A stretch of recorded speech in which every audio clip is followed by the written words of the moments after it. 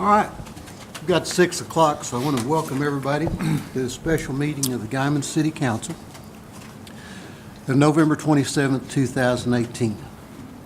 This time I'd like to invite Larry Watson from the First Christian Church to come up and give our invocation. Please rise. Please pray with me. Father God, we thank you so much for this evening. Right now, I just thank you so much for our community, for our community leaders, for our business owners, for our friends and family that live here. And we're just going to ask right now that you be here tonight, that you help us, help everyone do what they need to do, because if you're not a part of it, it'll pretty much stink. So we just ask your blessing upon us, and we're just going to ask your presence here. In Jesus' name we pray. Amen. Amen. Mr. Livinghead, would you lead our salute flag? I pledge allegiance to the flag of the United States of America and to the republic for which it stands, one nation, under God, indivisible, with liberty and justice for all.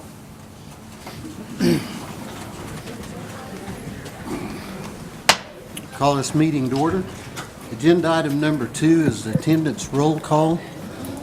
Attendance Peterson? roll call. Here.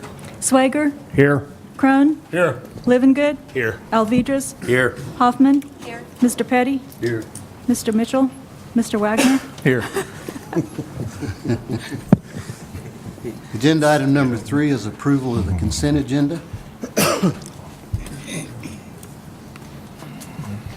I make a motion that we approve the consent agenda item 3.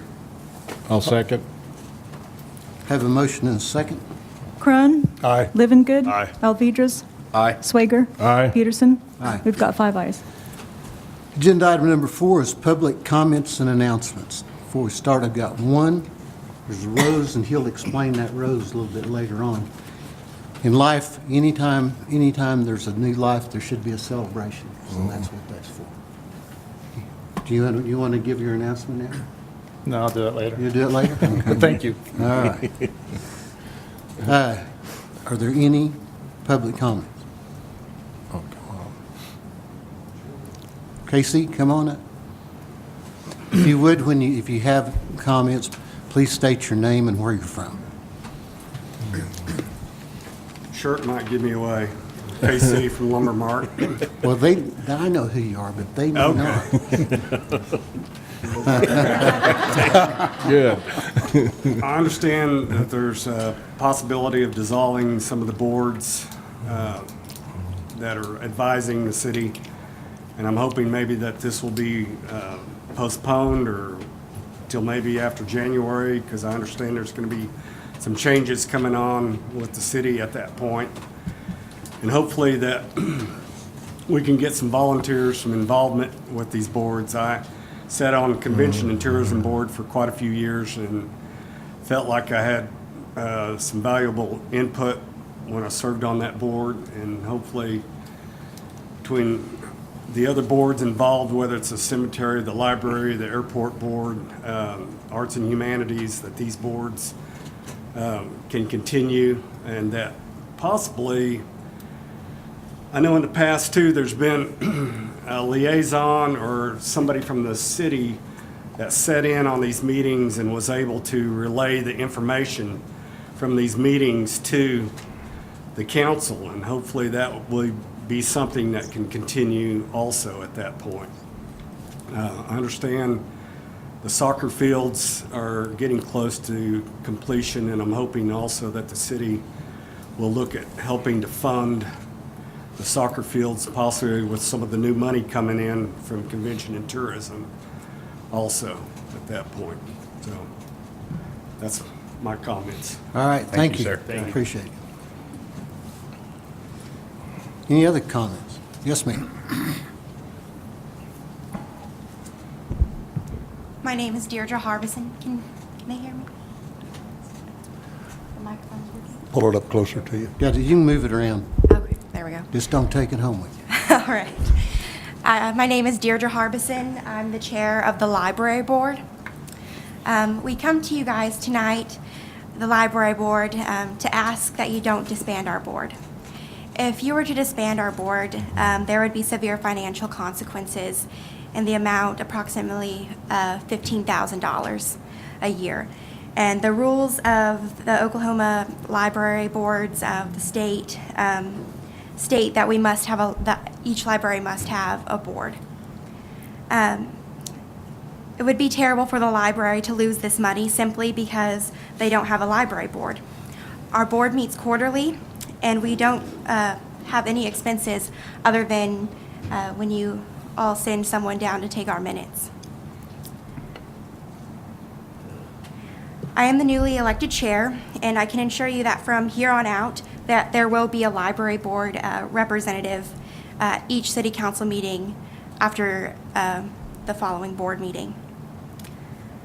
My intention is to create a streamline of open communication from the library board to the council. Our library has already had to make a lot of cuts. These cuts affect the entire community. They affect the employees and their families, students who don't have internet access at home to do their schoolwork, and it affects the availability of books to everyone. Libraries are critical to the developing mind. They provide a sense of community. Reading is one of the best activities to provide the foundational language and literacy skills children need to succeed. I urge you to please vote no to disband the library board. Thank you. Thank you. Thank you. Any other public comments or announcements? Any other? Yes. Hi, how are you guys? I'm Brian Ho. I'm also a newly voted chairman of the golf board. So I don't know that I have anything else to say that the other two chairs or people commenting on the subject have to say that they could say more eloquently than I can, but I'm just here to request that you either table the idea of disbanding the boards. I think that the board, at least in the case of the golf course, is a good opportunity for the citizens to have a path of communication to the city council, and I sure, as a new chair, would like to participate more regularly in attending these meetings and providing updates to the board so that their decisions are more informed as it relates to the golf course. Okay, thank you. Thank you. Any other public comments or announcements? Any other public comments or announcements? Yes, sir.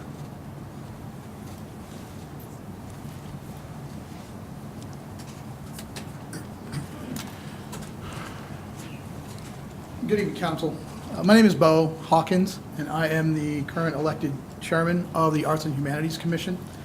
And we are aware that there is plans tonight to not only disband our committee, but actually the ordinance that provides the necessity for that committee. As one of the duties of the commission, it is to advise the council on things related to arts and the humanities, mainly pertaining to the culture and quality of life for this community. So if this be the last action that this committee takes, it would be for me to warn you of the mistake that you might be making in dismissing the value that the Arts and Humanities and its commission has for the city of Guymon and its community. I know that you have reasons for needing to get rid of these committees, but I'm sure that there's some way that we can come up with an agreeable solution to those concerns rather than simply dismiss the committees entirely. Our contributions that we give to the community at large is to provide an opportunity to improve the quality of life and to provide recreation and economic development for the city of Guymon, which in turn promotes more revenue, which is something that Guymon needs, understandably, that we all need as communities. But that does require investment in time, and investment in finances, which does hurt sometimes, but is necessary, because culture is important. Culture lasts, art lasts, and it's the intelligent choice to make. If I need to simplify it for you, you can't even spell smart without art. It's true. Culture will remain when everything else that you think of value is gone and disappeared to the writings of history. It's the culture of Guymon that will remain long after we are gone.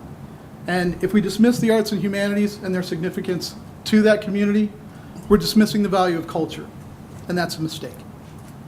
Thank you. Thank you. Any other comments? Any other comments?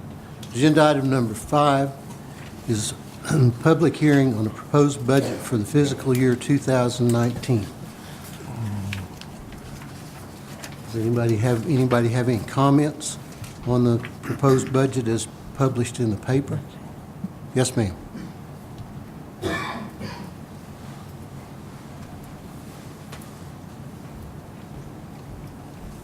My name is Christine Scott. I am the board chairman for Main Street Guymon. We have noticed in the proposed budget that the funding for Main Street Guymon has been eliminated. We ask that you reconsider that and that we would love to meet with you guys. Thank you. Thank you. Any other comments on the proposed budget? Any other comments? Any other comments on the proposed budget for fiscal year 2019? Okay, agenda item number 6 is discussion of the proposed budget for fiscal year 2019. Is there any comments, discussion? Everybody's got a summary?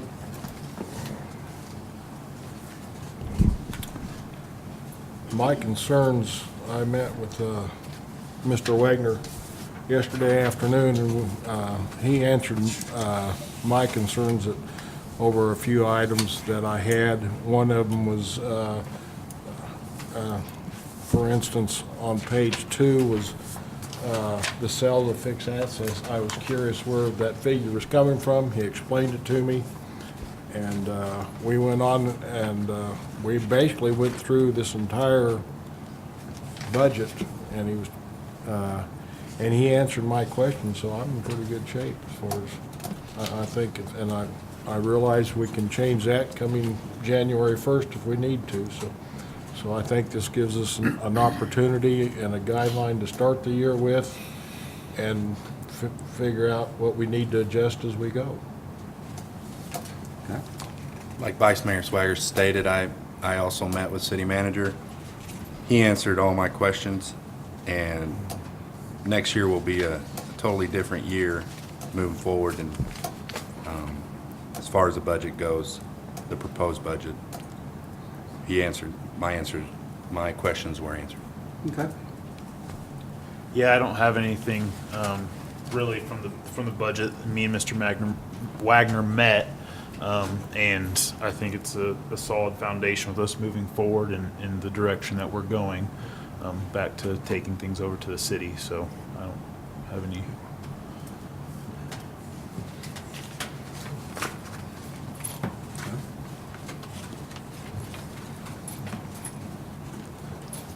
I think one caveat we ought to say, if we accept this budget, that, for instance, Main Street Guymon, Artist Incubation, and that they can go through the tourism board, or if we do away with the tourism board, they can come to council if they have a specific project that they feel like they need funding for, that we will hear you on that. I think that needs to be brought out. Well, yeah, I think one of the most important things is that a budget's not set in concrete. Right. It's a fluid instrument. We can make adjustments, changes, whatever, as the year goes by and as those things are warranted. So, Mr. Crone, do you have anything? Nothing to add other than what's already been said. So. Okay. Any other discussion on the budget?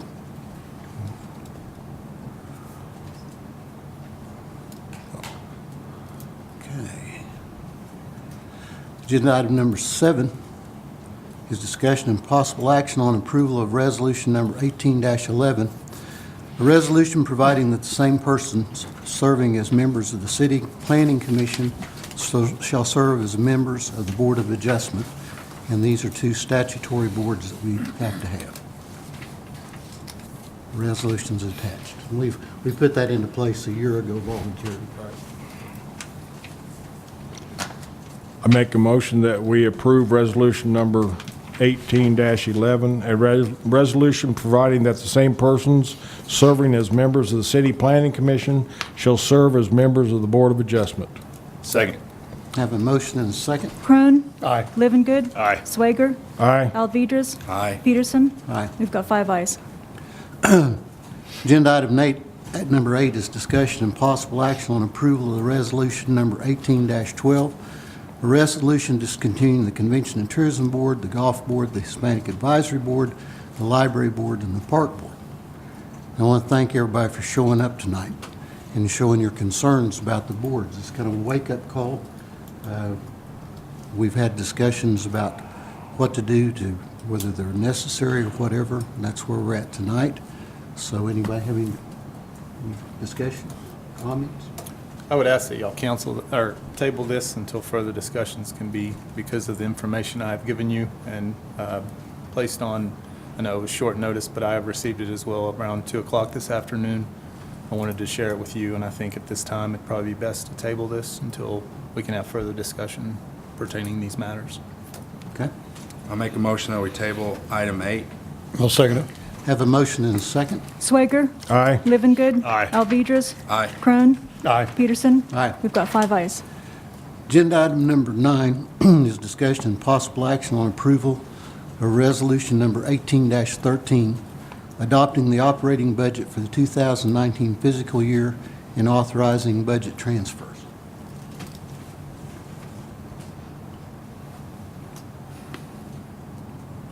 This is a step in improving. I'll make a motion that we approve resolution number 18-13, adopting the operating budget for the 2019 fiscal year and authorizing budget transfers. Second. Have a motion and a second. Livengood. Aye. Crone. Aye. Swager. Aye. Alvedras. Aye. Peterson. Aye. We've got 5 ayes. Agenda item number 10 is discussion and possible action on approval of ordinance number 840, an ordinance terminating and abolishing inactive boards and commissions by repealing ordinances which create the Guymon Area Arts and Humanities Commission, the Guymon Building Trades Advisory Board, the Guymon Business Enterprise Advisory Board, the Guymon Fair Housing Board, the Floodplain Board, the Civil Defense Advisory Authority, the City Tree Board, and the Board of Cemetery Trustees, and the powers and duties of such boards and commissioners, providing for severability, repealing all ordinances in conflict herewith, and declaring an emergency. I also want to thank all the chairmen that showed up for those boards, the respective boards. And moving forward, there needs to be more communication between those advisory boards and the city manager and council. But thank you for being here. At this point, make a motion that we table item 10. Second. Have a motion in 2 seconds. Crone. Aye. Livengood. Aye. Alvedras. Aye. Swager. Aye. Peterson. Aye. We've got 5 ayes. Agenda item number 11 is a presentation regarding the fundraising campaign for the Nash Soccer Complex by Sally Hawkins, Mike Ray, Tim Fulton, and Mitch Egger. They left you off, so I don't know if you get to come up or not. Next up, no, come on up. Get announced. Come on up, Mitch. It's a hard name to spell. Yeah. We get confused with all the Mitches in the house. Sally, go right ahead. This is a little different view for me, but I'm appreciate your time tonight, and I think you all know that the soccer complex has been a long time coming, with initially starting with the Nash Foundation, and then it went through the schools and has finally ended up at the city. There have been lots of public meetings and public hearings and lots of conversation about it, and a couple of months ago I was approached to put together a group of people to help make it a reality, to help come up with a way to fund the project and make it happen. And so what we want to do tonight is share our thoughts and our observations with you, and hopefully have discussion with you about it. I don't want Casey to feel left out. Yeah, you need to tag team or anything there? You need to tag out? Yeah. So, as most of y'all know, I've talked to most everybody on the board. There's a couple of you guys I didn't catch, and there's a widespread appeal and support for this. There's a lot of folks here that would actually support the complex as we move forward. I don't think we could do anything in this community with the current demographics that would get more use and potentially bring in more support than this. Seaboard is currently, I don't know how many of you guys know this, doing a kind of a survey to see what would benefit them the most, where they'd like to see money spent. There's currently 4 traveling soccer leagues in Guymon already. PSU is talking about bringing on a soccer team. I think that's actually going to happen, and Tim will speak to that. We've got a lot of support, a lot of demographics changing, and I think as a community we need to really step back and look at this. We also understand that this was kind of put on your feet. We, as a committee, have gotten together and agreed that we will go out and raise the funds for this complex that we fall short on. We know Nash has donated some money to this. We're hoping the city will consider, and then we'll raise the rest. So at that, I'll let Mike speak. Thank you. Thank you. Thank you, sir. I'm Mike Ray. Aren't you supposed to introduce yourself? That's right. Okay. Just in case somebody doesn't know you. Most people don't. But, you know, the soccer project, and we had it at school, you know, it came to the school first. It's probably a project that's too big for the schools to do by themselves. It's too big for the city to do by itself. And so when we got together and started talking about it, it's like, how can we bring enough organizations into play to get this kind of a project done? You know, hey, there's a lot of things that we need in this area in Guymon. There's a lot of projects, but you know what we need to do is start and finish one, and we've already got a big start because the Nash Foundation has donated, I think, $1.3 million, close to that. You know, that is a pretty good start on this project. So when you look at that, and then you know Guymon Schools stepped up. We paid for half of a parking lot so we can share with the soccer facility. You know, in a deal that's actually I think will be good for us, be good for the community, good for school. The hotel motel tax that we passed, you know, that's for economic development and tourism. I don't think there's many projects that in the demographics of Guymon and the demographics of the Panhandle that'll bring in more hotel stays, more events. I mean, if you look at the traveling clubs, I've told the school people, if you're smart, figure out a way to get involved in having weekly, monthly soccer tournaments. If you go to major metropolitan areas, Atlanta, they have these. You know, they have softball tournaments because they know how many people will come in and do these events. And so that, you know, I didn't play soccer when I was a kid. I don't know anything about it, but I guarantee you, Guymon High, we're a lot better at soccer than we've ever been in the past. It's very competitive. So I think, you know, what we're here to ask is with the Nash Foundation, with the other foundation, we would like to see that, you know, I noticed on your board, and I almost need my reading glasses, but the hotel tax says $300,000. If it's a $400,000, $500,000 per year tax, that the city would authorize like $300,000 of that a year for 5 years. That would match the Nash Foundation, and then we believe that we can go out to other entities and raise enough money to finish the project. You know, nobody's got enough money to do it in a one-year deal, but if with that, and that's what that money was designed for, is economic development, I think it would be a really good deal for the city, and it'd be a good deal for the schools, and be a good deal for the surrounding area. Good evening, Mr. Mayor, members of the council. My name's Tim Fulton, and I work at a university down the road over there. I have some materials that I think will help sort of focus some of this. I want to compliment Sally and Mike and Mitch. They've done good enough with their comments that they've left me almost nothing to say. I've got some stuff to show you that I think will bring the funding strategy into focus. I think there's some value in understanding. I've been here about 30 months, and I think there's some value in understanding a lot of positive has happened at Panhandle State in the last 30 months.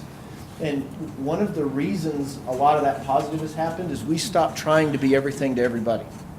So the first year wasn't a whole lot of fun. So we cut some programs, some people left the university, and what we were trying to do was get our resources in a place or we could invest the things where we could be truly excellent. This program for this community, this soccer complex, is one of those places that is really a something for something deal. This is a situation where we believe that we can put a funding package together that this will have the greatest economic impact of anything that you've got on your board right now. This thing's already got momentum. This thing's already got legs. And when you realize, to me, life is a lot more about momentum than it is about motivation. And so we've already got a big head start on this. I don't know how formal this is. Is it okay if I approach you and pass out these materials so you guys can kind of understand this? We've got some for the crowd too, so everybody understands. I think we've always felt like it's important to be as transparent as we could possibly be. And then they want me to make sure that I let you know that Panhandle's about to hook themselves up to this project. All right. So there's that. Yes. Thank you, sir. Yes, sir. Dr. Fulton, you got a couple for them down there. I think so. They can have mine. I can share. I can share. If not, we'll do it. I'll borrow that from the crowd. I don't have to read it.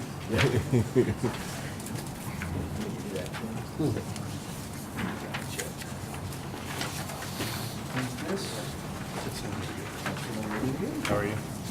Good. You two mind sharing? Is that okay? Nice. Yeah, he's already seen Yeah. this.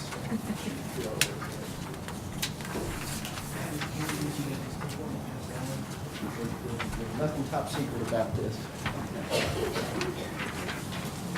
This is a fundraising piece that we as a committee have put together based on the information that was shared with us by Larry and Mitch. And so I spend probably 60% of my time raising money for various things. Things for the university, things for our church, things for all over. What this is designed to be is to be a communications piece so that anybody who looks at it can understand sort of what the plan is. Anybody who looks at it can understand who we're serving, and anybody who looks at it can understand that this is the ask. This is what we need to be successful with this particular project. What you have here, just like here, what you have is sort of scope phase, and you have phase 1, which is a total project to build 3 turf fields. I don't know if y'all know this or have heard this, but Oklahoma Panhandle State recently built a turf field. It's been one of the most successful things we've ever done. It's a very analogous program to this because it was a private donor who came in, it was a school system who came in, and it was the university who came in. We all pooled our resources to get a facility that otherwise none of us would ever be able to have access to. There are lots of opportunities with this soccer complex for naming opportunities and various things like that. And I'm happy to answer any questions about sort of how we would put something like that together. But essentially what we're looking at is on a much larger scale, that kind of partnership that I just described to you. If I can get you to look at the back page of this, we have a puzzle graphic here. And on this puzzle graphic, the idea is everybody has a part to play in this. And if we can all come together and pool our resources, we give our community, in my case, I give my university. In the school system's case, they give their students an opportunity to play and to call home a facility that otherwise they would never have the opportunity to play in. So if you can look at it, there are 3 or 4 things I'll never do in life. One is never contradict Miss Kelly, and another one is probably should be never contradict Mike Ray. But we're told that you have $1.5 million from the Nash Foundation. If you haven't thanked Dave Petty, if you're in this community, if you can hear the sound of my voice and you haven't thanked Dave Petty for what he's done for this project, you really should. He's done a super job on this. So you've got $1.5 million from the Nash Foundation. The Guymon Public School System has already built you a $250,000 worth of parking lot. So it's already there up and running for you. I can tell you this, from the university's perspective, what we've asked for is we're in for $250,000. So we're in for $250,000 as well. And if you want to know why we're in, I'm happy to answer that question. But ultimately what it comes down to is we're in for $250,000. And what we're asking you for is for you to match the Nash Foundation gift. What that does is it essentially puts us at $3.5 million, and then we're committed to go out and raise the rest of the money to make sure that this thing gets done and it gets done right. That's what the puzzle graphic is. there are lots of tools that we have in our tool belt in terms of naming opportunities, which are listed here on the back. Those are handy when it comes to getting people to support you. The other thing is I think we have some demographic data points that will help us to understand this. I'm not going to lie, I don't know much about the hotel motel tax. I know that people I respect and people that are very thoughtful and smart thought that was a good idea. And because I trust them to do their job and they trust me to do my job, I supported it as it went through, and I'm happy that it passed. I think it was excellent for this community. When you can think about our demographics, you think about the hotel motel tax. Let me give you some money. Let me give you some idea about money.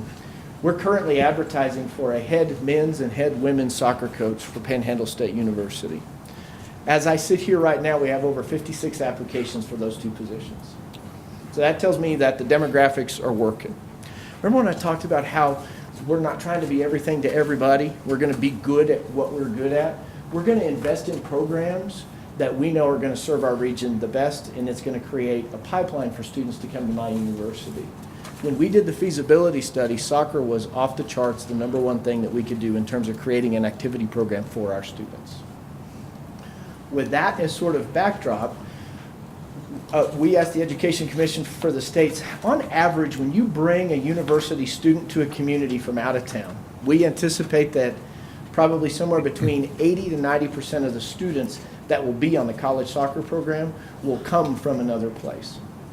We asked the Education Commission for the states about how much weekly, monthly, by-semester, about how much does a student who comes from another town spend in a community when they move there to go to school. They said on average it's about $200 a week that they spend. That's gas, that's food, that's what they do at the pub, all those kinds of things, right? So I don't know that our students, the brand of student that attends OPSU, has enough lead in their pencil to spend $200 a week in the city of Guymon. So let's be conservative and say that they spend on average, now this includes the $2,000 trip to Walmart on move-in day, right? So let's be considerate of that, and let's be conservative, and let's say that it's about $150 a week per student. What we're going to ask for in terms of our contribution is that this become the practice and tournament facility for Oklahoma Panhandle State Soccer, men's and women's teams. We think that has agreeable symmetry with all the great things happening at the high school and middle school. We think that they're going to be over here no less than 6 times a week. So let's say that they can spend $150 a week. When you do the math on that, on my 60-person, 30 men, 30 women, on my 60-person roster for that, it brings to this town, in terms of economic benefit, about $288,000. That's just from my soccer team. That's not the parents. That's not the boyfriends and girlfriends. That's not all the other people who will come in support of that. That's not all the people who will come and stay in the hotels when we have games. That's not all the people that will come for soccer tournaments. Mike mentioned, or I think it was Mitch mentioned, our Hispanic Alumni Association is led by Terry Mora, who's done a super job for us. They had a fundraiser at Panhandle as soon as we got our turf field built. 9 teams, they played 15 different matches, and they were there for all day. The economic benefit from that was that it brought people to our stadium from 4 different states who stayed an average of 2 days for that particular tournament. Imagine if you could do that once a month. Imagine how much economic benefit you would have in something like this. $300,000 a year on a 5-year payout for all of you. The payout of my $250,000 over the lifetime of this is cheap money and an easy investment to make something like this work. The other thing it does, last thing I'll say, if I can get you to go back to the puzzle graphic. Now what I have is I have the ability to go to corporate donors, private donors, and anybody who's interested and say, we got a lot of smart people that work for the city. We got a lot of smart people who work for Guymon Public Schools. We've got mostly smart people, if you don't count the president, who work at the university. The Nash Foundation has been incredibly generous, and they're ran by one of the smartest people in our community. These people think this is a great idea. You give me that kind of a tool, and it's not going to be hard to get to the rest of this and get everything else funded. So that's the ask. Are there any questions? Chet, you look like you're pondering. One of the questions that I was told to anticipate is why would the university, who is 10 whole miles away from Guymon, Oklahoma, why would they be interested in something like this? Part of it is because this would allow my students to play in a facility that otherwise we couldn't provide by ourselves. The larger part of this, and one of the reasons I think we've been successful as a university, is most of the people that work where I work don't think of Guymon and Goodwill as separate. Most of the people that live and work where I work think of us as a region. They view this place as the place you go to get your groceries. They view this place as where you go when you want to go get the best barbecue in Oklahoma, right? And so we don't think of it as if there's some sort of 10-mile wide river between the two communities. And we work hard to make sure that our students don't view it that way either. I think we have the opportunity to change culture. I think we have an opportunity to say that Panhandle is the region's university and it doesn't just live in Goodwill. The vast majority of my students do all of their economic activity in this community. We're just as much yours as we are anybody else's. Any other questions? I feel like I'm begging you I'm like, I want to answer a question. I'm ready to answer a question. What, and I've heard this, and one of you on your group can probably verify it. Years ago, and I'm kind of like Mike, my kid played soccer and I coached one year. I never understood it then. I don't understand it now. Yeah.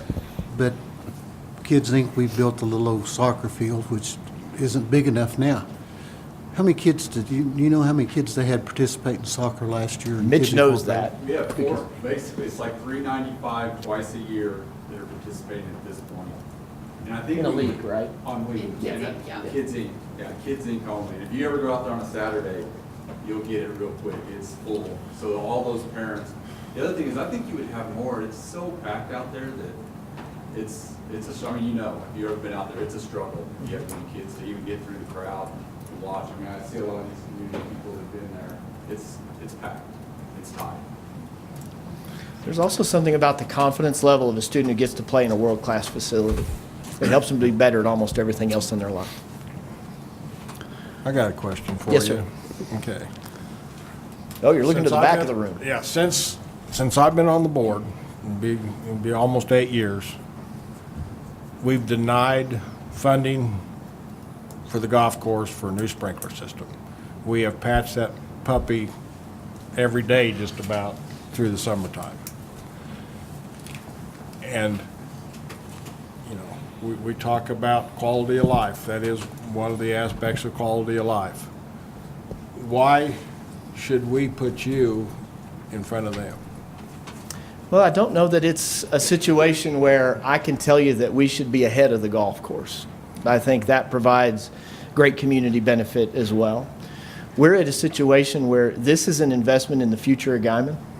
This is an investment in Guymon that will pay you back, I believe, 5-10-fold in terms of the economic benefit. I mean, if you can create this facility and it's managed right, it creates more revenue so you can do things like replace the sprinkler system at the golf course. Yeah, it's not a one versus the other. The biggest reason You want the for mic?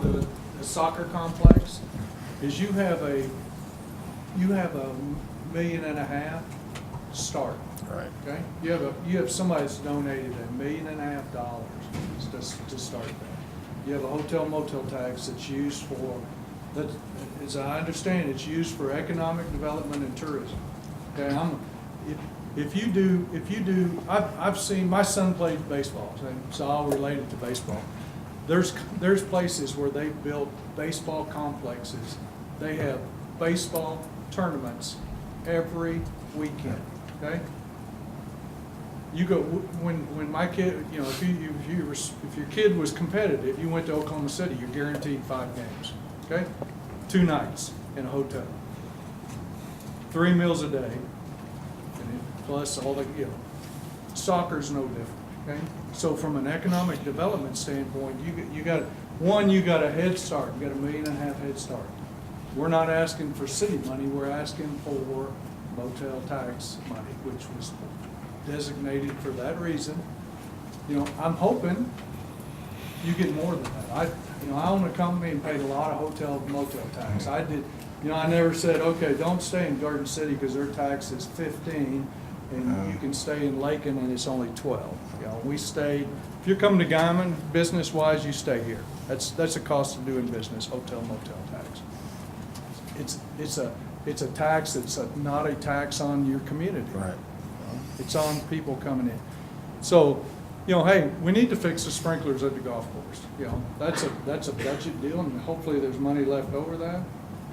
But I don't want to waste an opportunity to have $1.5 million head start to build a facility that I'm more likely to play golf, but I would be in the minority of the people in Guymon.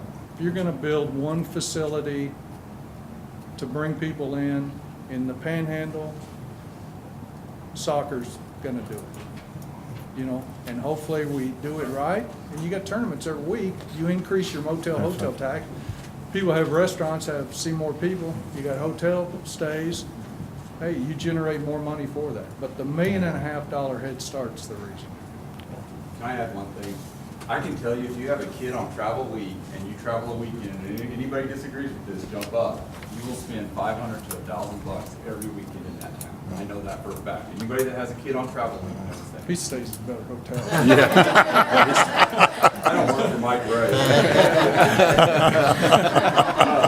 I do think you spend $500 to $1,000, number one. If there's 30 kids on a team, you have a tournament here once a week of 9 teams.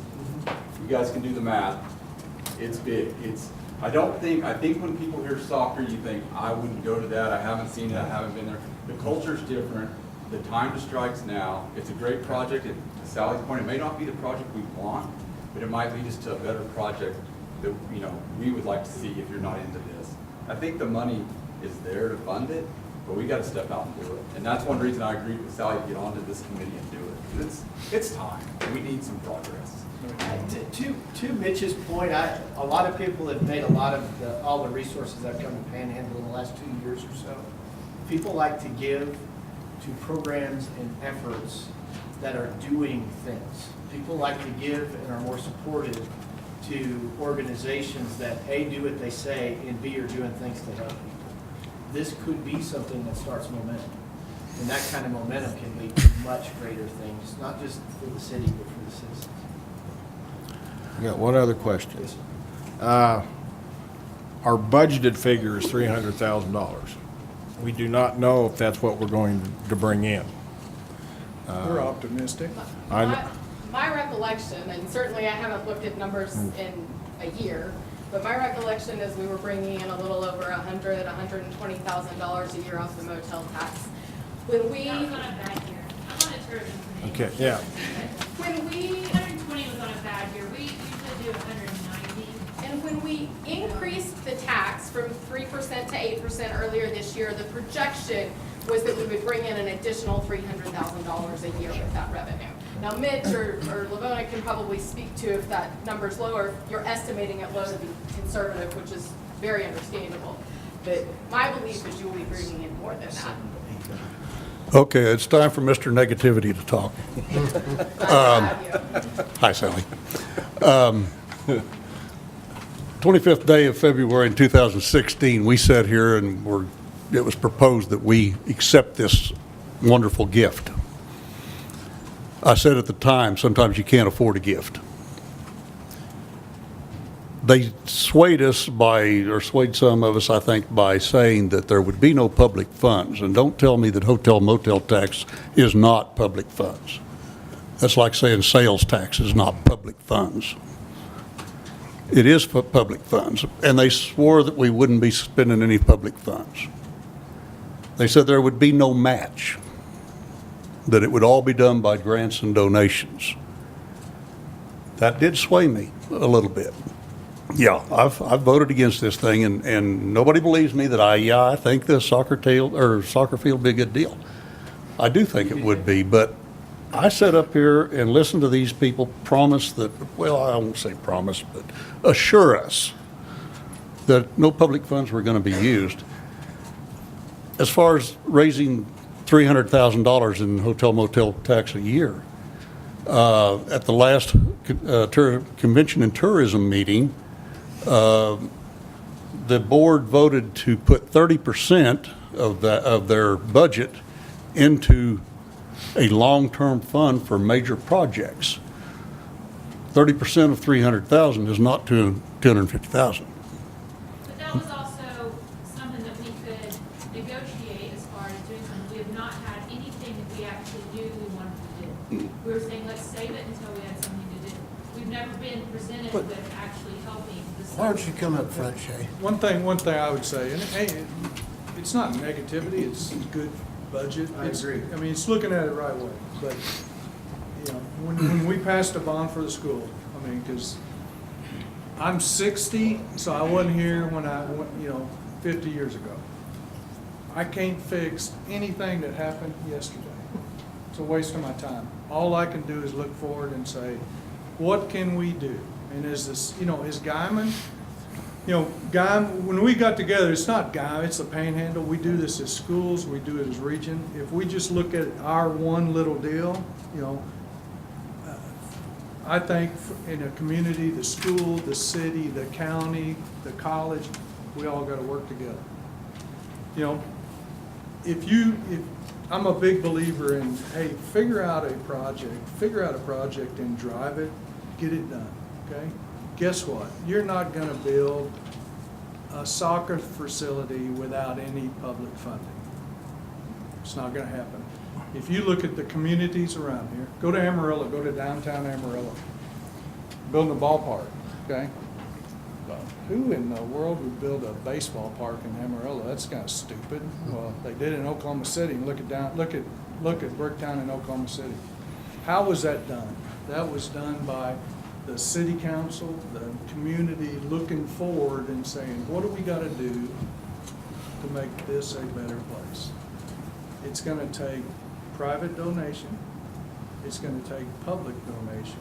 It's going to take involvement by you guys, those guys. We've run this community, this area, so, they're over here. Guymon Public Schools, we're over here, you're over here. Let's never work together. This is a project to work together. And the only way to do that is look at, one, take the Nash Foundation money, because that's a pretty big deal. Do I want to tax the citizens of Guymon to build a soccer field? No, that's still hard to sell. But I paid a lot of hotel motel tax. For other towns. Yeah, everywhere, all over. Yeah, not for our town, for other. And use that, and then we have the confidence that we can get it built, and we can get it paid for. And if we're really smart, hold a tournament out there. 18 tournament out there. We got the best women's soccer high school coach in the world back here. And ask them. They'll play soccer. That brings up a question. And by the way, I want to state, I commend you people for coming here tonight with this proposal, because with the exception of another $5,000 donation, we have not received any kind of donations or grants or anything on this thing beyond the Nash Foundation. And that got $500,000 more. And Main Street Guymon made that 5,000. So I commend you on coming with this proposal. But here's what I'm going to ask you, and I realize that you cannot make the commitment to this question. But when we accepted this gift, we were left with the impression that the high school was going to utilize it for their team and have all of their soccer games and what have you out there. A little later on, when they started making the layout and all of that sort of thing, I believe it was Mr. Melton stood up and stated no, they had no interest in using our soccer field. Yeah, he did. I think he did. And if is that changed? If Mitch stands up and says, hey, we're not going to do that, it's the same thing. Is the school going to play? The school's going to use the football stadium as well. But I think our coaches are smart enough to figure out ways to utilize this facility. I mean, from a high school, if I was the smartest women's high school soccer coach in the world, and I needed a fundraiser, I'd be having 8 teams playing tournaments out there, and I'd probably use the high school football soccer field as well. Yeah, I think it's important, to answer your question sort of directly, I think it's important that as a council, you consider this to be a resource for the entire community. So lots of people are gonna use it, and how they use it, and how things change once it gets built, I don't think any of us can predict. And so how much people will support it once you build it, I don't think any of us can predict. What I do know from my own experience is that once you get things built and in place, people don't just change their minds, they change their actions. And I think you could see a lot more use than even what we're anticipating now. You have a good movie. But one of the things, Good movie. Build it and they shall come. Okay. Well- If you look at other communities, I do a lot of business in Kansas. Okay? When I graduated from college, I moved my wife to Garden City. Okay? She cried the whole way. She cried the whole time. We lived in a house that when the wind blew, the drapes moved. There was nothing in Garden City. And, if you look at their economic development and what they've gone through, and that's just one town, and their demographics are a lot like ours. Amarillo, look at downtown Amarillo, how bad it was for how long. They've stepped up, and that's the biggest challenge. I mean, there's, you guys, I understand, you got 50 million people asking for money, You gotta pick some. The only advantage the soccer complex it has is it's got $1.5 million head start. That's not taking money away from the golf course. It's not taking money away from this project or this project. It's got a head start. Use the hotel motel tax, and we say, hey, we'll raise the rest of the money. I don't see I think that as far as tourism is concerned, me being on that board, I would see using $200,000 for the next 7 years and giving it to them, and that's your $1.5 million, making a commitment for 7 years. And I own a business here in this town, and I don't want this little town to die. And I think that having something else that brings people in, and bringing the people in that are gonna come in is actually not gonna help my business. They're a little bit too young to come into my store. But, it just brings other people in. It brings, in a community, it helps people out. And, my mother argued with me today, and she said, why do we want a soccer field? That's not gonna bring people from Oklahoma City. I don't necessarily want people from Oklahoma City. I want people from Boise City. I want people from Tyrone, Turpin. Dumas. I want Dumas. I want people coming into this community and having something to do and staying for the weekend. And maybe not people from Oklahoma City, but maybe so. You know what? And People from why- Oklahoma City will, because you gotta be crazy to take your son or daughter to, but you look at how many people will come here in competitive soccer, and we are in a competitive soccer area. And we are. And I think you have to embrace that. I remember back in the 80s whenever it was really great football, and that was a lot of fun. And if you could have said, hey, we're going to build a new football stadium, there would have been a lot of people up here giving you some cash to do it, saying, yes, let's do it. Back whenever we won state and everybody was gone during the weekends. And we all spent money in other towns. That's the same thing that I think that we should be able to bring in the Guymon, is actually have something here that brings people in. And I'm proud of OPSU to say, wow, they'll actually help this community out by supporting us in that way. Mr. So, using the hotel, I'm sorry, I'm almost done. Using the motel tax and saying, I'm just gonna commit this amount to it every year for the next 7 years, is not using all of it even. You're still gonna be able to support OPSU rodeo, you're still gonna be able to support the golf tournaments, you're still gonna be able to support so many other things because of that hotel motel tax. And also, it's gonna increase your hotel motel tax income. Sally, I didn't know our committee had increased. I made the comment one time, if the hotel, or if the Convention and Tourism Board had been run right from the very beginning, we could have written a check for this thing. We could have, absolutely. And, I will still say, I can't fix yesterday. Yeah, you're right. You're right. I do have a question from, can we legally commit to multiple years? We've got lawyers out there. Well, yeah, you're not spending money you don't have. You're not pledging, you're not borrowing My money. mother might disagree with you. Well, you're not borrowing money. Okay. What's the pledge commitment I ask? mean, all you're The doing pledge is making commitment, a what's the statement ask? of intent. What are you asking? 300,000 a year for 5 years. Would I you mean, do- that's would a you- number. You want Would to- That's like- you right. think 200 for 7 Yeah. or 7.5? We'd take $1.5 million for one. I mean, we're. Then we might have an issue writing that check. Well, Okay. you know, when we started this thing, honestly, I didn't visualize this complex growing to this level. I was kind of thinking the old Sandlot soccer fields. I'd gone to Edmond and toured theirs, and they've got acres upon acres of soccer field, and there's nothing fancy about it.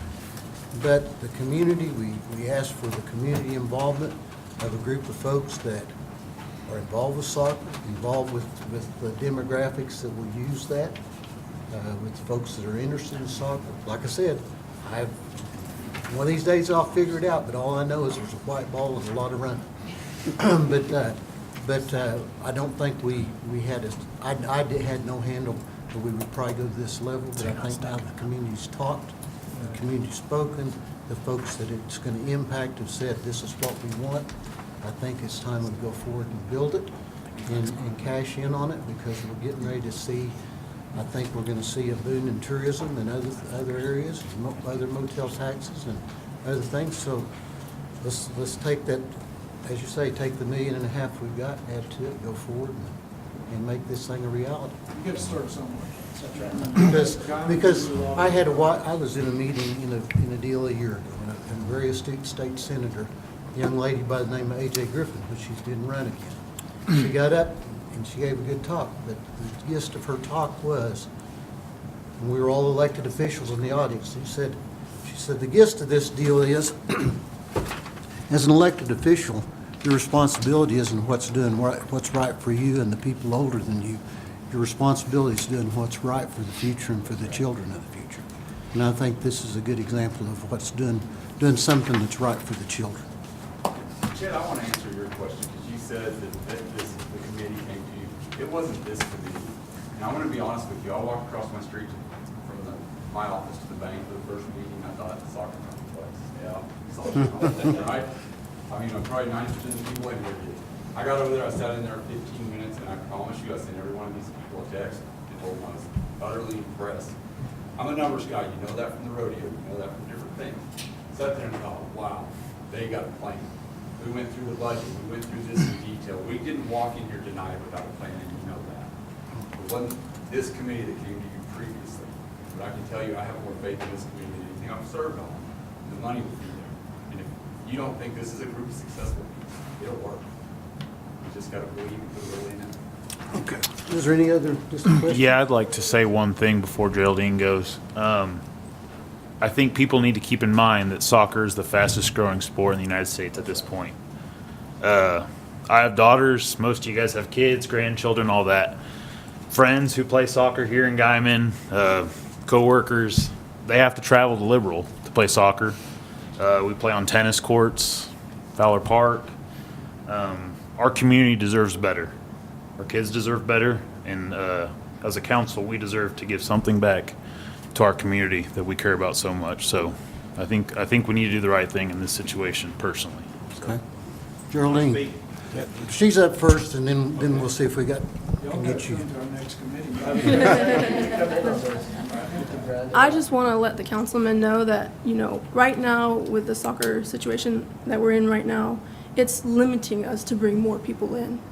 And with the soccer complex as big as what's planned, it'll help us bring more in. We've helped with soccer tournaments with Coach Davis twice a year. And then this year we helped with the Hispanic alumni at OPSU. And they're really a success. But we have to turn people away because we don't have enough room. That soccer complex, we won't have to turn anybody away. Okay? And I'm here today with my two co-founders over there to present a check for this complex because we have faith that it will bring a better future to Guymon. Okay, I don't know who to give it to. Sally. It's not much because we're not much, but we are our soccer community. So Sally, that's very nice. Thank you.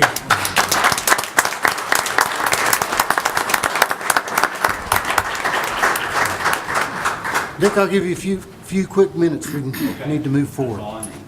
Do you have a check? Now, do you have a check? No, I don't, actually. It's not a matter to me of whether this is a good idea or a bad idea. It's all about money. I think we passed a city sales tax a few years back, and it was promised to bring this amount of money and do all these projects and stuff, and we can see from our city streets that evidently that fell quite short. And that's the thing that worries me is where will this, whatever proposed amount, come from if the hotel motel tax does not raise the revenue? Any of y'all can answer. I mean, y'all are the city council. I think it's focused more on a number now, but I think moving forward, we could possibly look at a solution that the city manager actually brought up to me, if you want to add to that.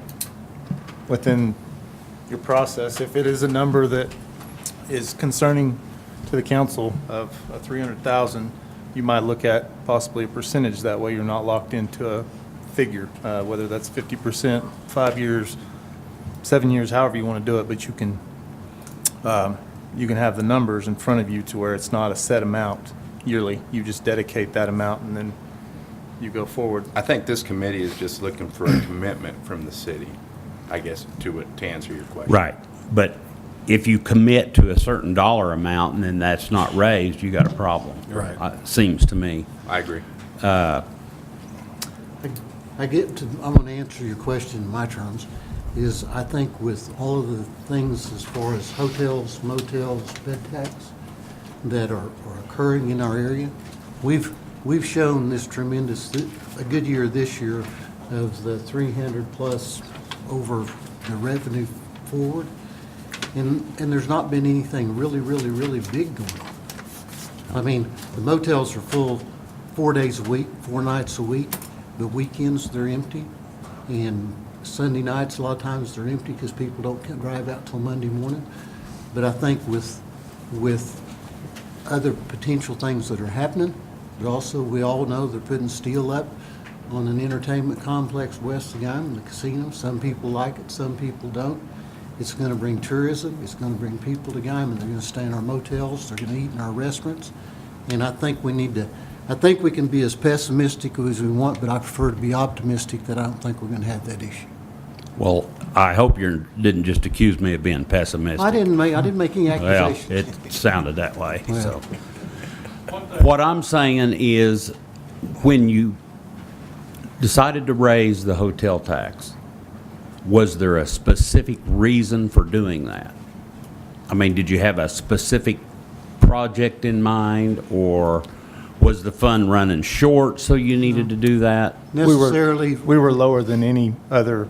At 3%, we sat for over 18 years when others around us. So that was the motivation, is just because you were lower than others? We need to be No. competitive like the rest of the area that we're in. Sally, answer this Fire first. was placed on this project, for better or worse. And my motivation was that I have 2 small children that I'm going to raise, and I want them to grow up in a great community. And I believe part of that is positioning our community to excel.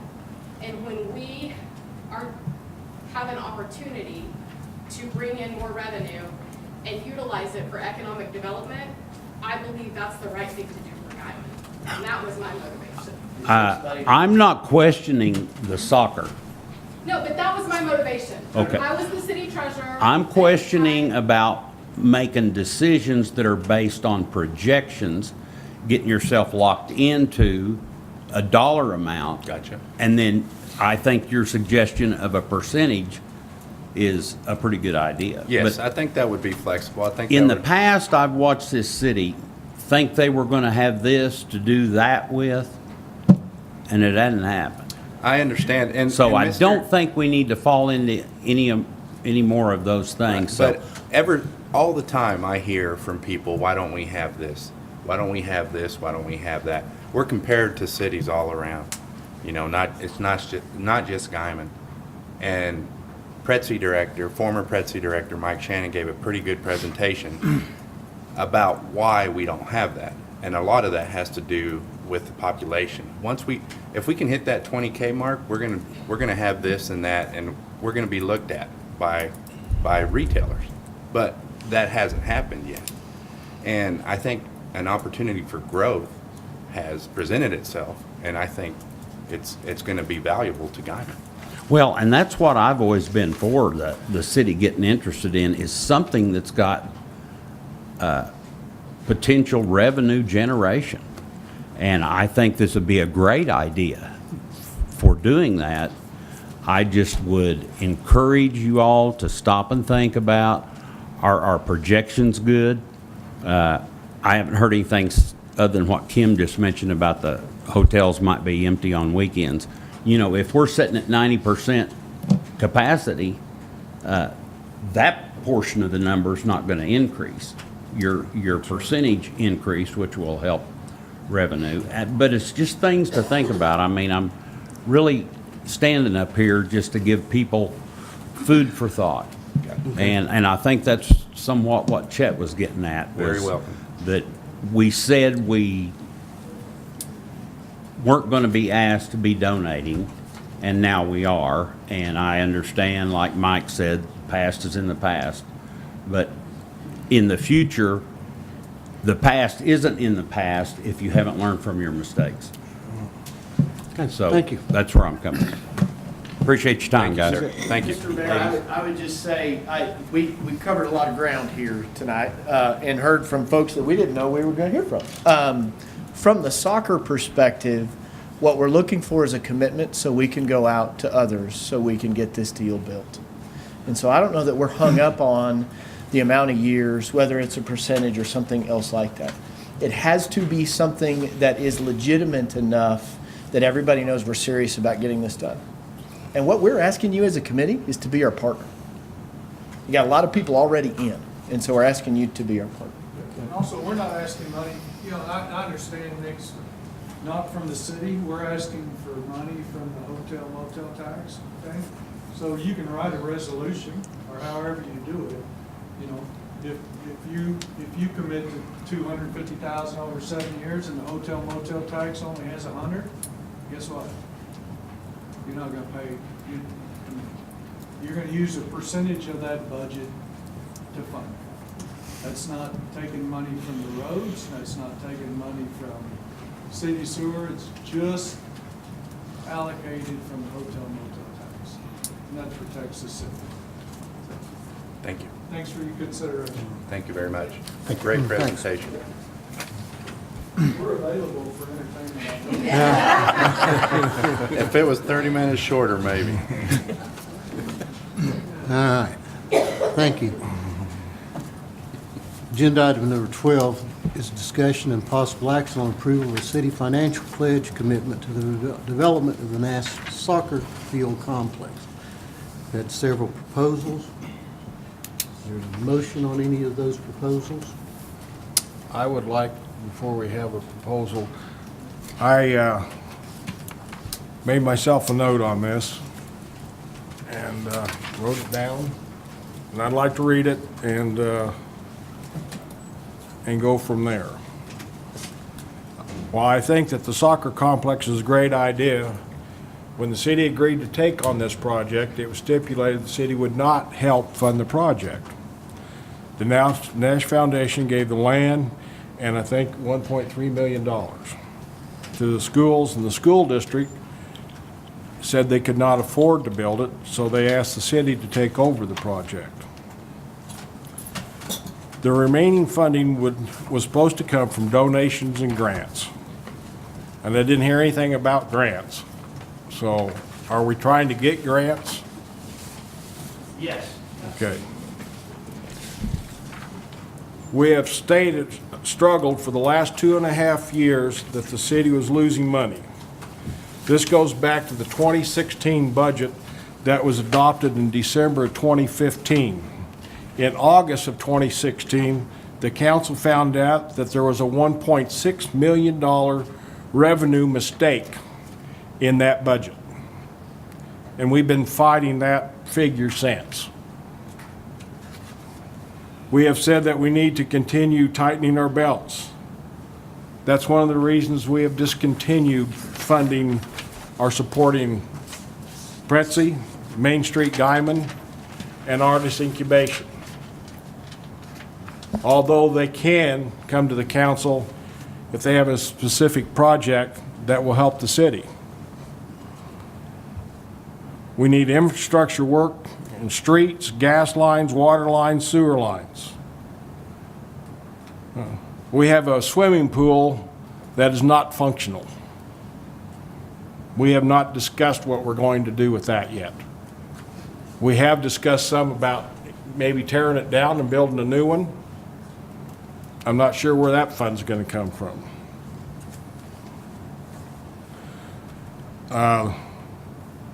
Right now, the motels have not been busy. Ever since the Windcatcher project was terminated, we have had people leave town because of that.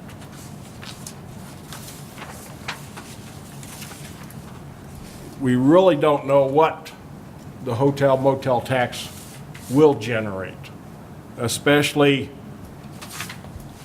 you know, they anticipate another recession in 2019 or 2020. And I wrote this morning. And I think we need to look at what we are going to do with the tourism money. Like originally it was set up to build a convention center.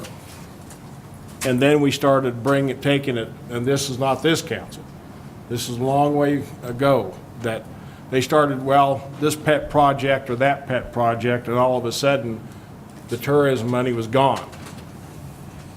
So we could not build anything. We are limited to the rodeo, the college rodeo. You know, we had very limited resources in order to even help sponsor anything that was positive for Guymon. The money that we give every year, or the money that you're going to be making from the extra tourism tax, is not accountable for you tightening your belts, though. So whenever you do have extra revenue, is there any way to actually say we want to do something with it? And on the tourism board I've been serving, and we did have a time when Kim Mee came in and took $250,000 from our committee, that we had saved up money. I understand that. And you're right, it is gone. Yeah. But as far as raising the bed tax, it was something that we wanted to do, was actually have something that we brought into Guymon. And you have this opportunity now. And like they said, you can do a percentage on the tourism tax and say, if you make it, this is how much money we can give to you. Can I finish? You can't. Can I finish, please? Yes. This morning I was going to vote no. Listening to the people, I will vote yes for a percentage, some type of percentage. So we do not get ourselves into a financial bind. And so that's what I have to say. Okay. So do we want to take any action on this, or do we want to proceed developing a percentage and bring it back to the next council? I think we need to develop it a little bit to get a better idea of a percentage and then propose at the next council meeting. I'd like to make a motion, and in that motion, I'd like to say that we would like to commit to be part of the team. Okay. You know, part of the, this panhandle team that's been put together from several entities. So And this, your motion. Before you make a motion, Oh, yes. Come up, Mike, so we can get you on tape. We didn't swear you in, but it's close enough. More entertainment. I'm a driver, I'm a doer.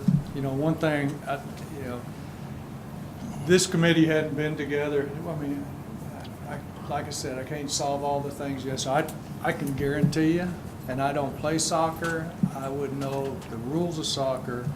It is a money-generating endeavor if you build it, you know? I don't know how you make a motion that says what percentage. I think if you got $500,000 in it now, 250 is 50%, you know, and put a threshold. But I would urge you to start now, because we need to go raise, you know, nobody's done grants. We haven't had time to do grants. But I think we have a plan to go to some major sponsors. If we can show, hey, the city of Guymon has done this, the Nash Foundation has done this, Panhandle State's done this, Guymon Schools have done this, that we can raise the additional money. And that money, unless I'm misunderstanding the motel hotel tax, that doesn't go to roads. No, that it doesn't go doesn't. to sewers. It's designed for economic development and tourism. And, you know, my biggest point is the Nash Foundation's given us a head start, a big one. You know, if you said, hey, go raise $4.4 million from zero, I wouldn't be doing it. We already got a head start, you know, a big one. So I would ask, you know, I would strongly encourage you to make a commitment. You got everybody here, you know, we've made our case. Don't kick it down the road. I agree. So, excuse me, sir, Joe, where we at on the Miss- motion? Mayor, Oh, Mr. Mitchell. yes, has- Mr. Mitchell. Larry Mitchell. I've been in and out of the community for a while, and I know the soccer field complex started a long time ago. But to answer your question about grants, I have started checking into grants. Two things the grants require: a set of plans. That's why we've been spending some of the Nash Foundation's money, so we can have a set of plans. You've got to show them what you're going to do before they'll give you any money. So you have to have a set of plans, and most of the time they want construction plans. They don't want a picture. The picture's nice, but they want a set of construction plans. Second thing they want is they want to make sure the community can do the project. And what they mean by that is the two grants that I've looked into, one was the Soccer USA grant. Their requirement for the grant is that you've already raised half the money. Okay. So that they know that if they pledge $200,000 or $300,000, that the community's going to do the project, because the last thing they want to see is to provide the grant, award the grant, and a year and a half later have to take the money back. So those are some of the things that you run into when you start applying for grants or asking people for money for the project. Okay.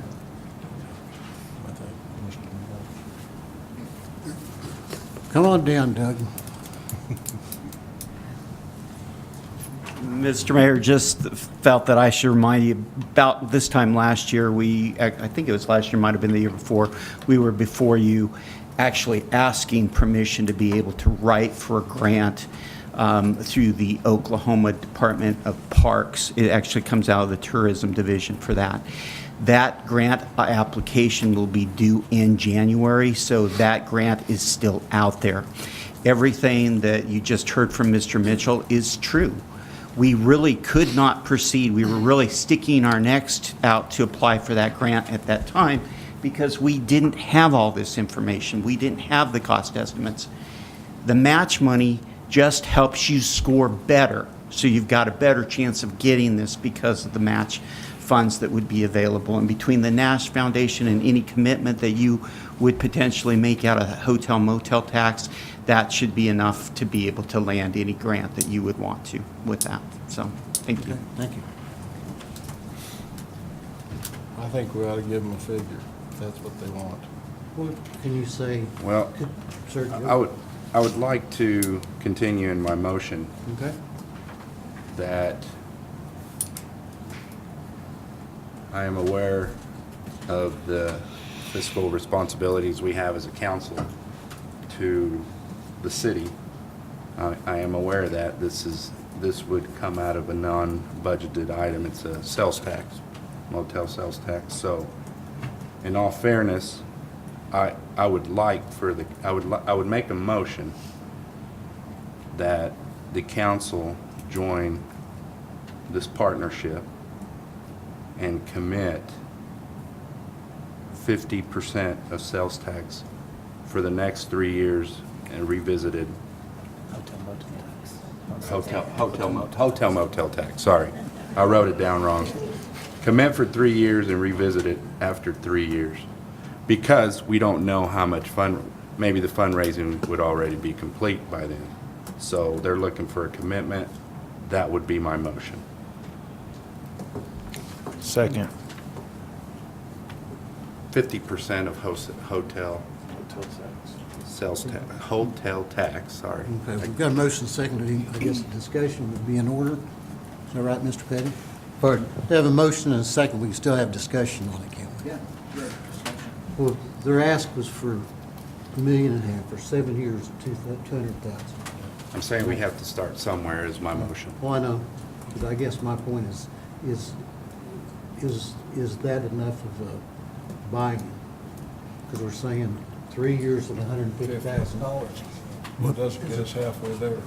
What was the percentage? 50. 50. Or you could say a figure of,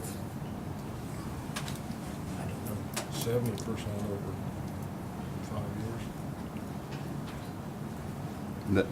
That's my motion for 3 years to be revisited in 3 years. Well, your commitment is really kind of like you do on a lease purchase arrangement with the bank. I mean, you're expressing an intent to do that, but each year you would, in the budget process, appropriate that same percent. You'd have to do that on a year-by-year basis.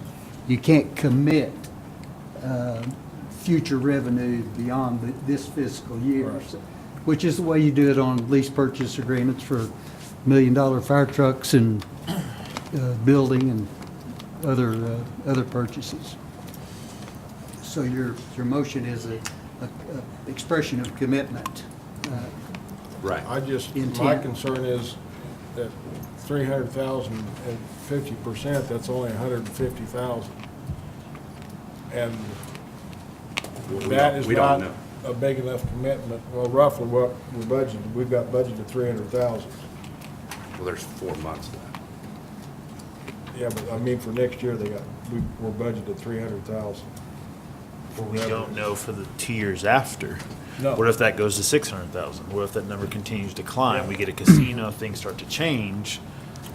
It's hard to forecast, in my opinion. I mean, I get that we want to get halfway there now, but what if it's less in 3 years? Then what do we do? Well, if you say a commitment of 60% or 70%, you're committing them to a little over 200,000 per year or more. Yeah, the reason I'd ask for the full commitment is we're gonna go sell that to donors, okay? Right. Mr. Petty's idea, I'm not a lawyer, but it's a commitment, okay? So it's a commitment, so next year, even though you commit for a 5-year deal, you have to revote it every time. So in 5 years, or 4 years, the economy, I'm more of an optimist. It's going to be better. But if the economy was terrible, or we've done such a great job, we've raised all the money, it is a commitment. It is not a guarantee. Right. Okay?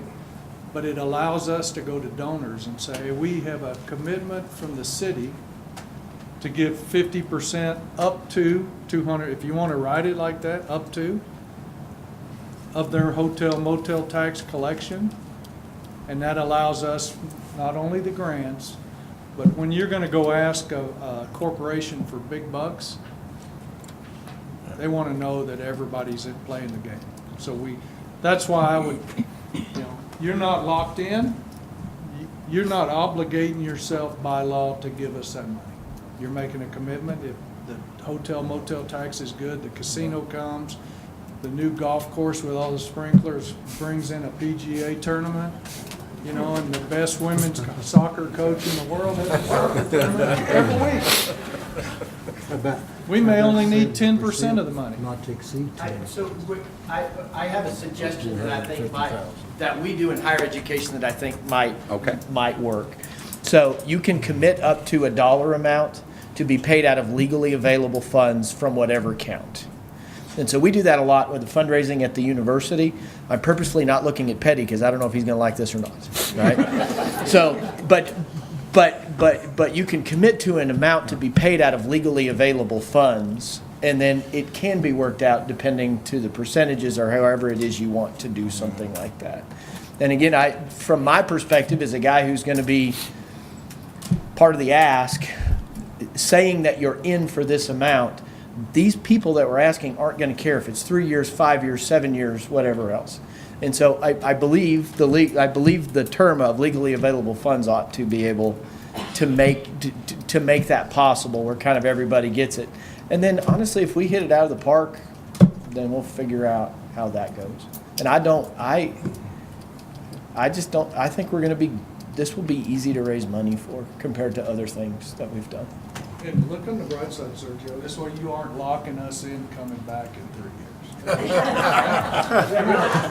mean, that ought to be like way up there. See, I'm optimistic. I think you can do it in 3 years.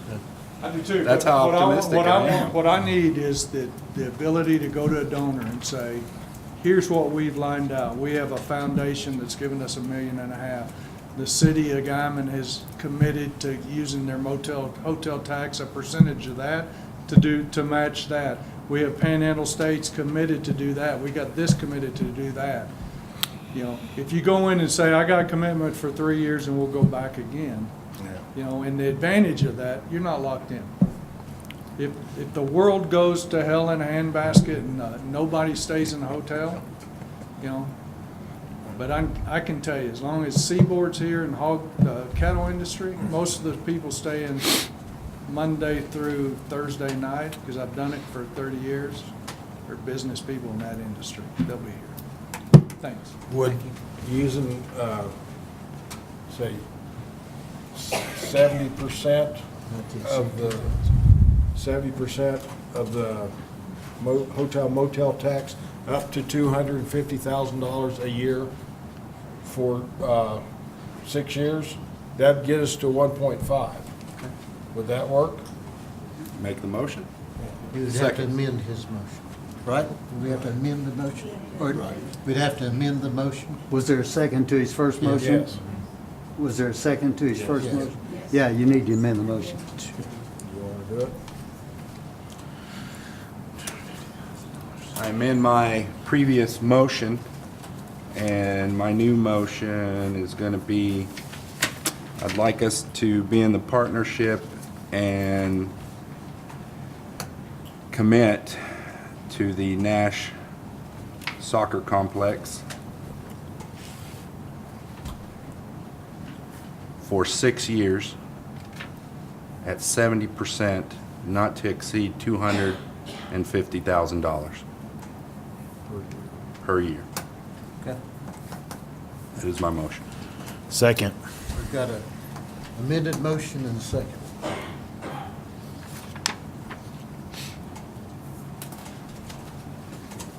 Crone, Is there anybody in here with a weak heart? Aye. Swager,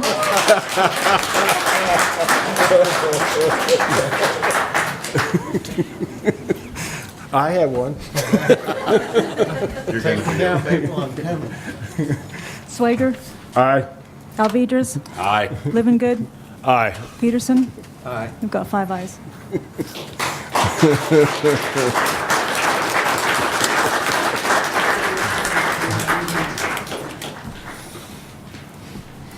Okay. Thank you. I want to thank everybody that came and presented, and the people that added to the conversation. And It just shows the tremendous amount of good folks we've got in Guymon, Oklahoma. Agenda item number 13 is discussion and possible action on entering option agreement to purchase communication easement with GTP Acquisition Partners II or 2 LLC, and easement and assignment agreement for a communication tower easement on property adjacent to the Guymon transfer station. This is a new lease agreement that we are currently in place with. We signed a long-term agreement back in 2002 for $1,000. They have come back and asked if we would renegotiate, even though the term does not expire till 2027. And this would give us an increase of about $37,000 from the $1,000 we're currently collecting. So about an increase over a 5-year period, would receive about $185,000. The equipment's already in place. Yes, it is. This is the tower that's currently out by the transfer station, so. Any discussion, motion? I have a question. I know Mr. Mitchell had previously done something similar with Verizon. As far there, T-Mobile. T-Mobile. T-Mobile. T-Mobile. So, is this sort of the same specs we're getting on as far as price? I did not, well, there is, I don't know exactly what the T-Mobile, What's going the back in question? past of what he, Is it similar to the? No, that's different. Okay. What they're asking you to do is they want to exercise an option to purchase permanent easement for that tower after the 5 years. They're going to pay you through 5 years, but after that, they'll own it. The other arrangements that we made were just annual leases because that equipment's on our water towers. So those arrangements are for something like $24,000 to $30,000 per year for the next 25 or 30 years. Right. Okay. Right. Thank you. You're welcome. Any other questions, discussion? So they'll actually own the land and after the, well, they'll own the easement after the 5-year process. But like I said, the agreement that is in place that was put in 2002, this doesn't expire until 2027 at $1,000. So it would take a significant amount of years to accumulate the price that they're offering us at this But point. It's an easement, we're not selling real property. Correct.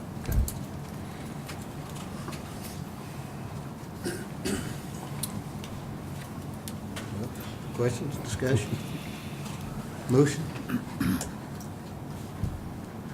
I'll make a motion that we approve entering into the option agreement to purchase communication easement with GTP Acquisition Partners 2 LLC, and easement and assignment agreement for a communications tower easement on property adjacent to the Guymon transfer station.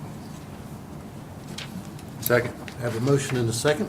Living Good. Aye. Crone. Aye. Swager. Aye. Alvedras. Aye. Peterson. Aye. We've got 5 ayes.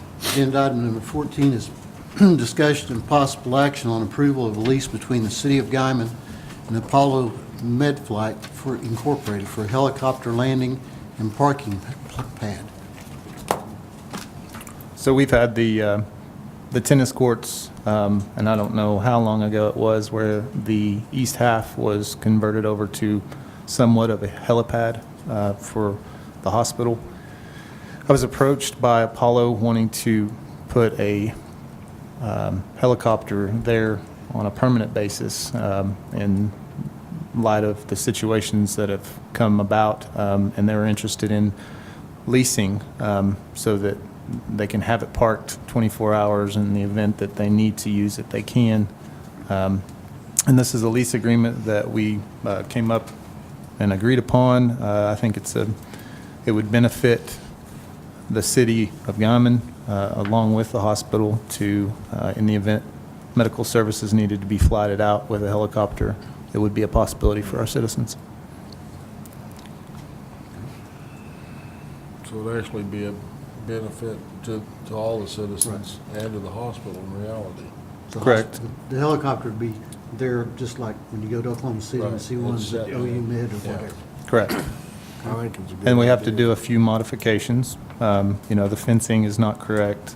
There's a few of the trees that we'd have to trim out because of they can land now, but it varies significantly because of the wind that we are accustomed to. And he's also looking into the quarters and the staffing to be close in the event. And I would like to add that the amount of ambulance runs that we are currently doing elsewhere, this is a possibility that could decrease that and that is an expense to the city. So it's a win-win in my book. Make a motion, approval of lease between the City of Guymon and Paul Medflight for a helicopter landing and parking pad. Second. Have a motion and a second. Swager. Aye. Crone. Aye. Livengood. Aye. Alvedras. Aye. Peterson. Aye. We've got 5 ayes. Agenda item number 15 is discussion and possible action on approval of the preliminary replat of block number 8 in the Park Place Edition, City of Guymon. Mr. Moore. Thank you, Mr. Mayor. If we could pull up the PowerPoint. On it, next slide. Next slide, please. This will give you an idea what you're talking about. This is actually Southwest 5th Street, Hutchinson right here. We're talking about the property that is currently, I believe it's block 8. I've got the legal description there for you in your packet. If I could have you show the next slide. Thank you. This is just some site shots looking out at the site, what they'd like to do, and I'll show you in a second what the replat will look like, so you'll get an idea. But just to let you see, there is a mobile home park that backs up to this site. So it's basically this lot here that has been maintained as one large tract. Mobile home park in the back with that fence with it. If we could get to the next slide, and we can go through these, just some site shots for you to get an idea what it looks like if you didn't have the idea. And it also shows we are doing the required posting of the property as well, so you can see that in the signs below. So next slide, please. Okay, so what the request here from the applicant is to take that one large lot and replat it to split it into 2 lots. So the applicant will continue to own lot 2, and then he'll be selling off lot 1 with this. So if you want, we could go to the next slide. So the recommendation that we have for staff and also from the city engineer is for approval, but our code requires a 20-foot easement be granted along the property line. And I'm sorry, can I have you go back to the next?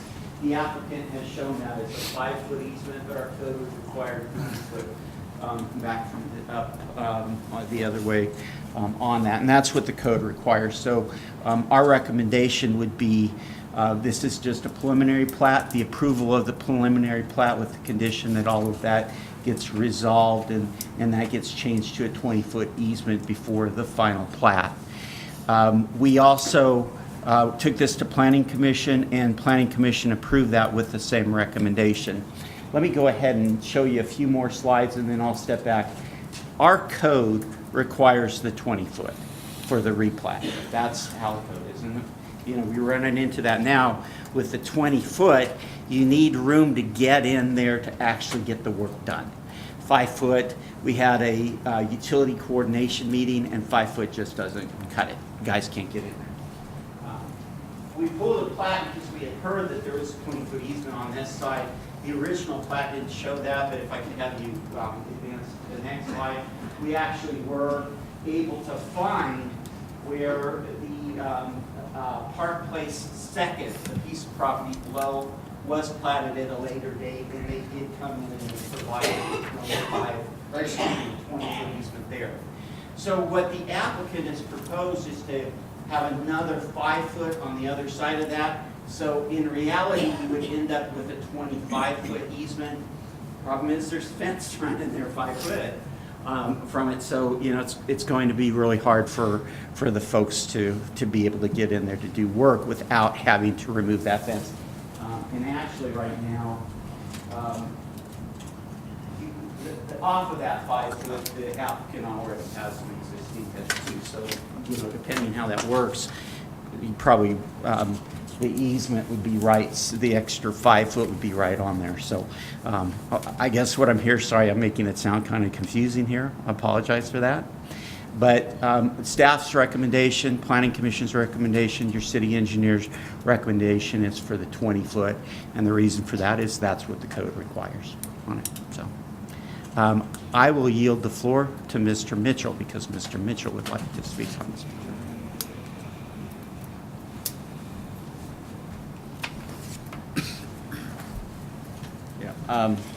Doug and I have been working through this process with the preliminary plat, and even though your ordinance does require a 20-foot easement, we think it's a bit unreasonable to suggest that a property owner or adjoining property owners should both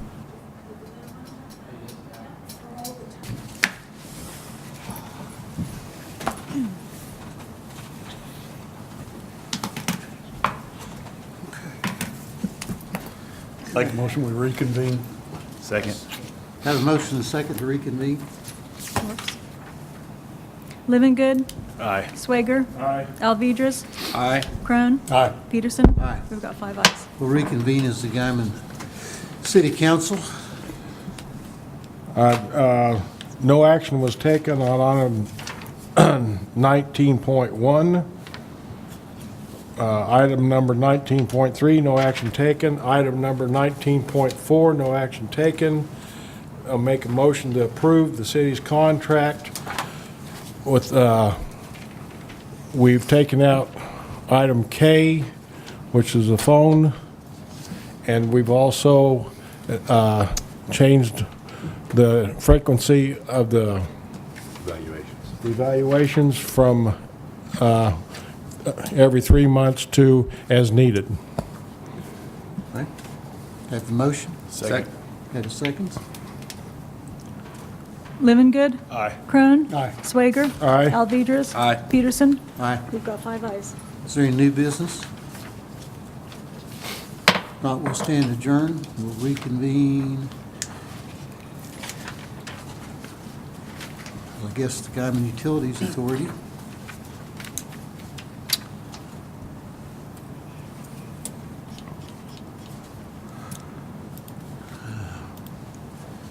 Reconvene as the Guymon Utility Authority.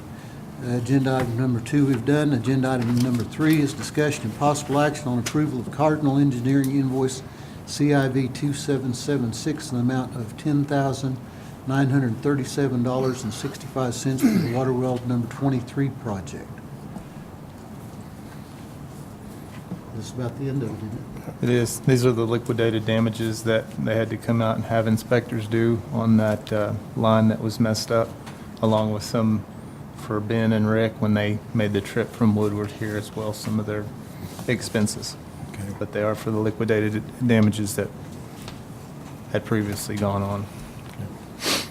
Make a motion, approval of Cardinal Engineering invoice CIV 2776, amount of $10,937.65 for the water well number 23 project. I'll second it. Have a motion and a second. Alvedras. Aye. Swager. Aye. Living Good. Aye. Crone. Aye. Peterson. Aye. We've got 5 ayes. Any new business? Number 5 is reports from the city manager and council members. City manager, you can tell everybody about the new one. Thanks. I kind of screwed that one. I didn't know that the flowers for me. April put it in the paper. I didn't know that the flowers for me. I was like, we were out of flower. I thought it was for Lavona. So yes, I did. My son came 2 weeks ago tonight. He is officially 2 weeks and 2 hours old. His name is Wells Myatt. Also known as Alan.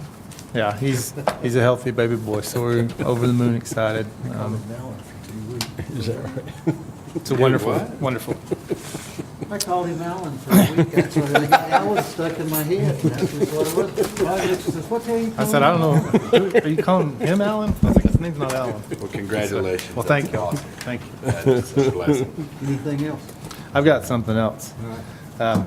And I want to make note of it that a couple months ago, I came to y'all and I asked for permission to get out of our contract with the current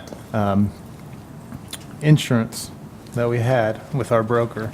And y'all allowed me to do so. And you allowed me to go into another contract with another broker to see what kind of results we possibly could perform as we go forward into 2019. And I want to say thank you to you gentlemen for letting me do that, because our anticipated savings by doing so is about $150,000 in 2019. So that's huge. I mean, that's just by allowing us to do that and going through the process. And I'd also like to tell you that the staff has been working super hard on this transition and this process, and I can't tell you how beneficial it is for me to have the staff that we do, because they, day in and day out, have just busted it to get where we need to go, and my hat goes off to them. It's the best staff I've ever been around, so excited for the future. Good.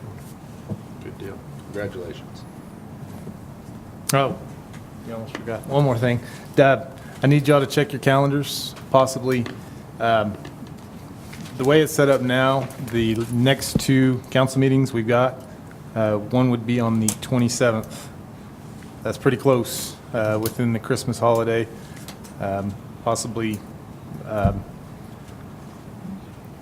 doing away with or changing the dates, and I will get to you at the next council meeting. But if you would, look ahead and see. If you want to do it the day or 2 days after Christmas, we can. It's just going to be, I know a lot of people travel, and we'll see. But just check your calendars. Bringing that to your attention. So but having the budget approved, that takes that out in December now. Correct. We're doing But we at the end of the year, we have to put on all the.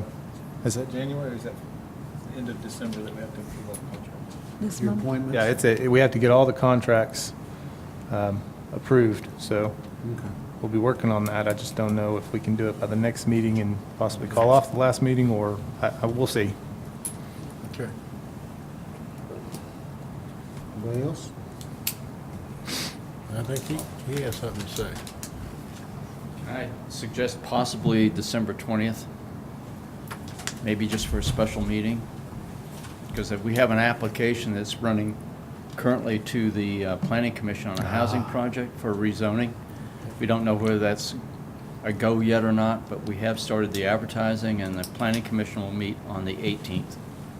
Okay. So if we could Proposed date, consider a that's short the meeting on the 20th. Thursday before. Yeah. Yeah, Correct. Right, okay. Right. Yeah, thanks. Thank you, sir. Anything else? Sergio? I don't have anything. Mr. Leary? No. There's one I more spoke over my here. piece. Mayor. One more thing, and One I more thing, promise I'm I'll sorry. shut up after this. We're looking at possibly closing a little bit early on the 31st, just so we can finish our year end.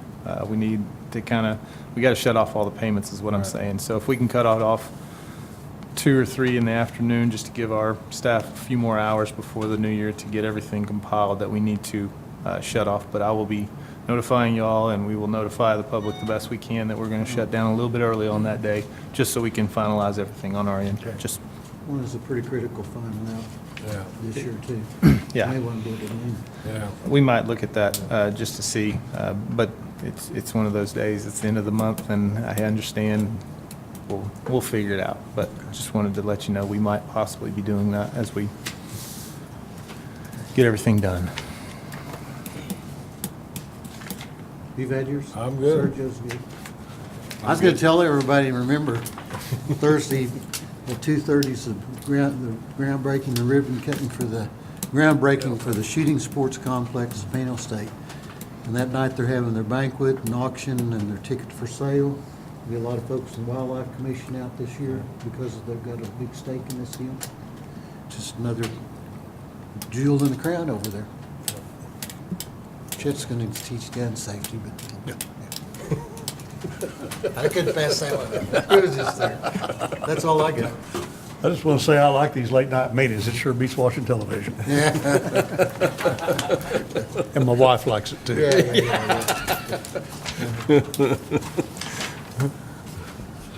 You're good, Sean? Yeah, I'm good. All right, let's go to we'll adjourn as Guymon Utilities Authority. Let's go to the airport board. Airport. Yeah.